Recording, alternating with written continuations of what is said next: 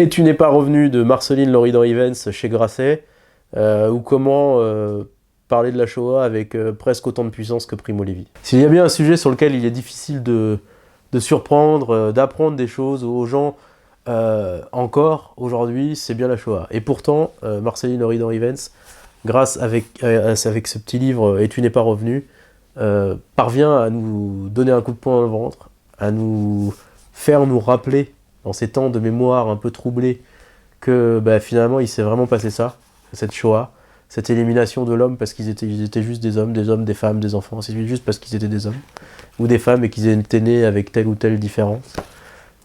C'est l'histoire de Marceline Loridan-Ivens et de son père qui sont donc envoyés à Auschwitz, et de son frère et de sa sœur qui finalement eux ne sont pas partis à Auschwitz.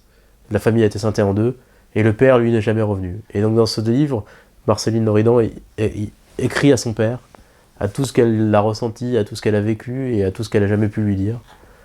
Et finalement à tout ce qu'on n'a jamais pu nous dire à nous, qui sommes finalement héritiers de cette histoire, héritiers de ce monde, parce que ça a existé.